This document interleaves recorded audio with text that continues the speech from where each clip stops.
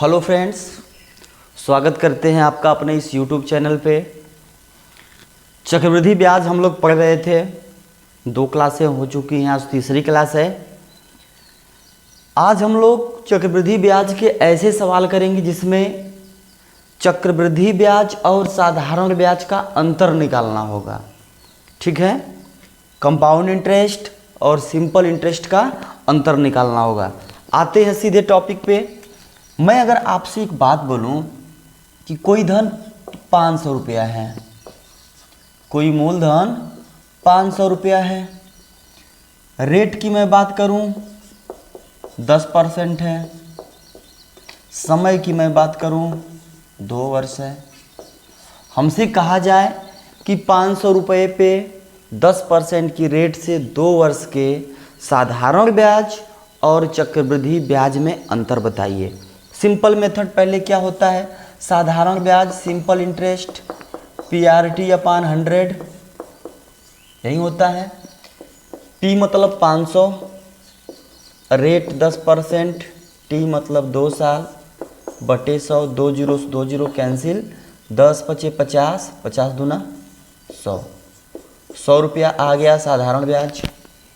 Compound interest की बात करूं, अगर हम मिश्रधन निकालते थे A बराबर P1 + R बटे 100 पर n घात, ये मिश्रधन निकलता था। मतलब मिश्रधन वो धन हमने कोई पैसा लिया और ब्याज मिला के और उस पैसे को मिला के कितना पैसा दिया। अगर हमें ये पता चल जाए कितना लिया, 500 लिया, कितना देना पड़ा, तो देख लेंगे कितना ब्याज एक्स्ट्रा दिए। यानी चक्रवृद्धि ब्याज यहाँ निकालेंगे तो P का मान 500, 1 + R का मतलब 10% बटे 100, n घात मतलब 2 घात, 10 दहा पे 100, 10 से कम 10 11 बटे 10, 500 गुणे 11 बटे 10 गुणे 11 बटे 10, 2 जीरो 2 जीरो कैंसिल, 5 गुणे 11 11 121, ये हो जाएगा 5 एकम 5, 5 दूना 10, 5 एकम 5 1 6, 605 रुपया। अगर हम 500 के बदले 605 रुपया दिए तो कंपाउंड इंटरेस्ट कितना आया, 105 रुपया, यही तो आया। अब हम आपसे कहेंगे कि एक बात बताइए, कंपाउंड इंटरेस्ट और साधारण ब्याज सिंपल इंटरेस्ट कंपाउंड इंटरेस्ट के बीच का डिफरेंस कितना है। तो आप देख रहे हैं 2 साल का सिंपल इंटरेस्ट 100 रुपया और 2 साल का कंपाउंड इंटरेस्ट 105 रुपया। दोनों का डिफरेंस देखा जाएगा CI माइनस SI, तो हो जाएगा 5 रुपया, है ना। इसी सवाल को मैं जो तरीके से सवाल कराऊंगा वो तरीका एक बार समझते हैं। 500 रुपया है, ये तरीका 3 साल 4 साल के लिए तक आप कर सकते हैं, इससे ज़्यादा कंपटीशन में नहीं पूछा जाता है। 500 रुपया है, 10% निकालना इसका है। 10% अगर देखें हम पहले साल इसका 500 रुपये का 10% होता कितना है, ऐसे मत आइए, इधर आइए। 500 का पहले साल की मैं बात करूं तो 10% के हिसाब से 50 रुपया, दूसरे साल भी 50 रुपया, 50 50, 500 का 10% कितना होता है, 50 होता है। पहले साल 50, दूसरे साल 50, टोटल मिला के 100। ये क्या निकल गया, सिंपल इंटरेस्ट। अब हम आएंगे कंपाउंड इंटरेस्ट पे। कंपाउंड इंटरेस्ट निकालना है, 500 रुपया है, पहले साल 10% यानी 50 रुपया, दूसरे साल 10% ये भी 50 रुपया। लेकिन कंपाउंड इंटरेस्ट में क्या होता है, पिछला ब्याज जो हमको मिला था इसका भी हम 10% लेंगे, यानी 50 का फिर अब 10% इधर दूसरे साल में ऐड होगा, तो 50 का 10% कितना होता है, 5 होता है।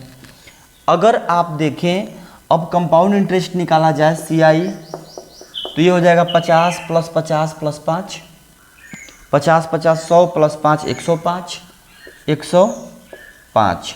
यहाँ आया 100, यहाँ आया 105, दोनों का डिफरेंस कितना, 5। ऐसे ना लगा कि ये लगाएंगे, बिल्कुल सिंपल। अगर आप नहीं भी लगाना चाहते हैं आप ऐसे भी कर सकते हैं। ये तो हमारा सिंपल इंटरेस्ट है, देखिए, क्योंकि ये जो ब्याज 10% लग रहा है वही है, यहाँ से नहीं स्टार्ट हो रहा है जो ब्याज के ऊपर ब्याज लगा। तो जब यहाँ पे 100 हो गया सिंपल इंटरेस्ट, तो बाकी ये क्या हो गया, सिंपल का और कंपाउंड का डिफरेंस हो गया, अंतर। तो डायरेक्ट यहीं से आप बोल सकते हैं 5 रुपये। आइए सवाल पे चलते हैं, सारे डाउट्स क्लियर होंगे।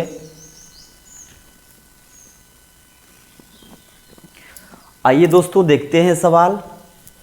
5,000 रुपये का 10% वार्षिक ब्याज की दर से 2 वर्ष के साधारण ब्याज व चक्रवृद्धि ब्याज का अंतर क्या होगा। अमाउंट कितना है 5,000, जो प्रिंसिपल हमारा है 5,000 है, मूलधन 10% 2 वर्ष का साधारण। अगर हम साधारण ब्याज निकालें, साधारण ब्याज सिंपल इंटरेस्ट, तो 5,000 रुपये का 10% कितना होगा 500 रुपया। 5,000 का 10% कितना होगा 500 रुपया पहले साल। जब एक साल का 500 तो दूसरे साल का भी 500। ये 500 प्लस जब ऐड होगा तो दोनों मिलके कितना हो जाएगा 1,000 रुपया। 2 साल का सिंपल इंटरेस्ट 5,000 पे 1,000 रुपया हो गया। मैं अगर कंपाउंड इंटरेस्ट की बात करूं, कंपाउंड इंटरेस्ट की बात करूं, 5,000 रुपया है, पहले साल 10%, 500 रुपये, दूसरे साल भी 10%, 500 रुपये।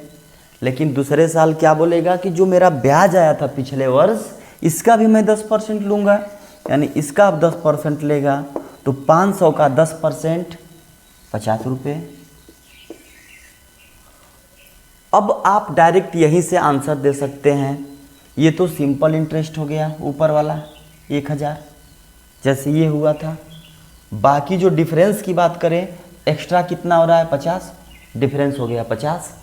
या जोड़ेंगे अगर कंपाउंड इंटरेस्ट, तो ये भी जोड़ेंगे तो 500 प्लस 500 प्लस 50 मतलब 1,050।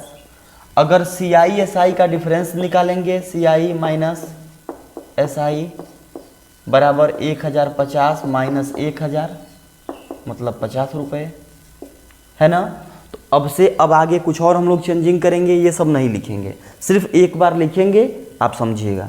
जैसे लिखा है 12,000 रुपये का 5% वार्षिक ब्याज की दर से 2 वर्ष के साधारण ब्याज और चक्रवृद्धि ब्याज का अंतर बताइए।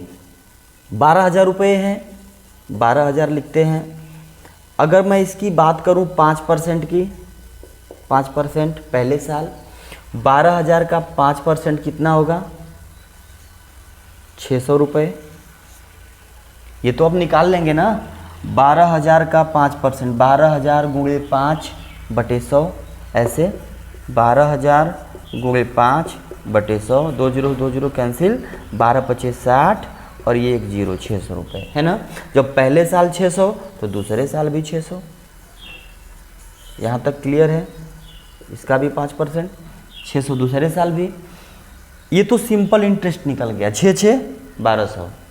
लेकिन कंपाउंड की बात करेंगे जैसे ही, तो पहले साल जो 600 लगा था इस पे भी हमको ब्याज देना होगा यहाँ पे, यानी 600 का फिर 5%, तो 600 का 5% निकालेंगे तो 30 रुपया, 6×5 = 30 और 2 0 2 0 कैंसिल हो जाएंगे, 30 रुपया हो गया। अब आप देखेंगे पहले साल का 600, दूसरे साल का 600, तो दोनों का मिला के सिंपल इंटरेस्ट की मैं बात करूं, साधारण ब्याज 600 प्लस 600 मतलब कितना हो जाएंगे 1200। अगर मैं कंपाउंड इंटरेस्ट की बात करूं तो हो जाएगा 600 प्लस 600 प्लस 30 यानी 1230। दोनों का डिफरेंस निकालेंगे, दोनों का डिफरेंस CI माइनस SI बराबर 1230 माइनस 1200 कितना हो जाएगा 30 रुपया, है ना। आप नहीं भी लिखेंगे, यहीं से डायरेक्ट बोल सकते हैं। ये वाला ऊपर वाला जो हिस्सा होता है वो सिंपल इंटरेस्ट होता है, जो इधर जो भी रहते हैं ये सब कंपाउंड होते हैं। टोटल जोड़ देंगे तो कंपाउंड होगा, अगर ऊपर वाले को ले लेंगे तो सिंपल, बाकी जितना नीचे बचेगा वो सिंपल और कंपाउंड का डिफरेंस होगा। ठीक है, आइए कुछ सवाल और लेते हैं। आइए दोस्तों देखते हैं ये कुछ और अलग सवाल। एक निश्चित धनराशि पर 4% वार्षिक ब्याज की दर से 2 वर्ष के CI व SI का अंतर 1 है। यहाँ पे अंतर दे दिया है, रेट दिया है, अंतर दिया है, मूलधन बताना है कि वह पैसा कितना था, वह अमाउंट कितना। जैसे मैंने बताया था ना कि अगर 100 रुपया था, अगर 10% इसका देखा जाए 10 रुपया, 2 साल का देखा जाए तो 10-10 मिला के 20 रुपया, सिंपल इंटरेस्ट। अगर मैं बात करूं कंपाउंड की तो दूसरे साल इसका भी लेगा 10%, यानी 1 रुपया, यानी 10-10 20 21 रुपया। दोनों को बीच का अंतर कितना हो गया, 21 में से 20 घटाएंगे तो 1। उसी तरह कोई एक धनराशि है, उसी तरह कोई एक धनराशि है, उसका CI और SI का डिफरेंस जो है वो 1 है, ठीक ना। उसके CI और SI का डिफरेंस 1 है। इसके लिए दोस्तों जब भी किसी धनराशि का 2 साल की बात किया रहेगा, ध्यान दीजिएगा, एक मैं ट्रिक बताता हूँ। जब भी 2 साल की बात करेगा, CI और SI का डिफरेंस दिया रहेगा, धनराशि पूछेगा, उसके लिए एक फार्मूला यूज करेंगे, वो है रेट अपान 100 बराबर अंडर रूट डिफरेंस अपान P। डिफरेंस मतलब दोनों के बीच का अंतर, डिफरेंस अपान P, ठीक है। इस फार्मूले पे आप रखेंगे, यहाँ से मूलधन निकल के आएगा। यहाँ पे रेट की मैं बात करूँ 4% दिया है, 4 बटे यहाँ पे रखूँ मैं 100, 4/100 बराबर अंडर रूट डिफरेंस मतलब अंतर, डिफरेंस कितना है 1 का है तो अंतर 1 दिया है, P हमको निकालना है। देखिए 3 मान पते हो गए, सिर्फ 1 की बात है, हम निकाल लेंगे आसानी से।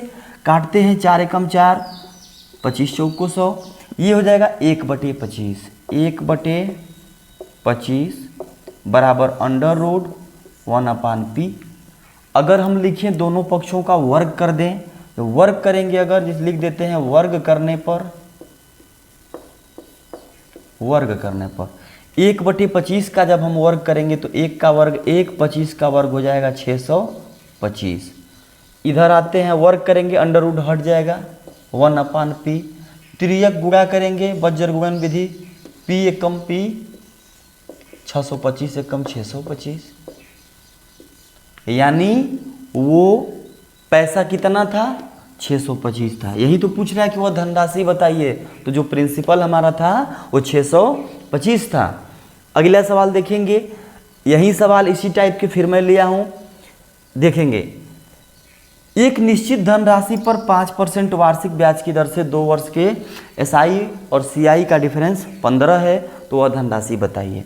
हमने क्या बताया फार्मूला, रेट अपान 100 under root difference upon principal D/P। यही करेंगे। रेट की बात करें 5% दिया है, 5/100 अंडर रूट डिफरेंस का मान कितना दिया है, अंतर 15 बटे हो जाएगा P, 15/P। फिर आप लिखेंगे वर्ग करने पर यहाँ से काट के और छोटा कर दीजिए 1/20, 1/20 का वर्ग करेंगे, 1 का वर्ग 1, 20 का वर्ग 400 बराबर, इधर से वर्ग करेंगे कौड़ी हट जाएगी 15/P। त्रियक गुणा करेंगे, P एकम P, 15 चौको 60, 20 6,000 रुपया। कितना आ गया मूलधन 6,000। इसका अगर हम जांच करें कि सही है कि नहीं है, आप देखिए दोस्तों, अगर कोई 6,000 रुपया है, इस पे 2 वर्ष का अंतर दिया है ना, 15 दिया है, 5% रेट लिया है। अगर 6,000 का हम 5% लें, 6×25 300, दूसरे साल भी 300, 2 साल का अंतर दिया है ना, तो ये तो 3-3-600 CI और ये 3-3-600 आपका SI हो गया, सिंपल इंटरेस्ट। कंपाउंड की बात करूं तो इसका 5% लेगा कि नहीं लेगा। अगर इसका भी 5% लेगा तो 300 का 5%, 5 15। हमने क्या बताया, ऊपर वाला जो होता है वो SI होता है और टोटल मिला दें तो कंपाउंड इंटरेस्ट होता है, यानी 3-3-600 SI हो गया और पूरा 3-3-600 और 15 615 CI हो गया। और दोनों का अंतर देखेंगे, 615 - 600 15 आएगा, यानी हमारे सवाल सही है। ठीक है, तो आज की वीडियो में सिर्फ इतना ही। इस वीडियो में मेरा बताने का तात्पर्य सिर्फ इतना ही था दोस्तों कि जब भी आपके सामने कंपाउंड इंटरेस्ट और सिंपल इंटरेस्ट का अंतर दिया हो, चाहे अंतर निकालना हो, तो आप जब अंतर निकालना हो तो पहले मैंने जो 2 सवाल कराए उस पर निकालेंगे। अगर अंतर दिया हो व धनराशि बताना हो तो ये फार्मूला आपको याद रखना बहुत ज़रूरी है। Ratio upon 100 equal to difference upon principal under root में होगा, है ना। तो वीडियो पसंद आई हो तो प्लीज़ वीडियो को लाइक करिएगा, शेयर करिएगा। Thank you.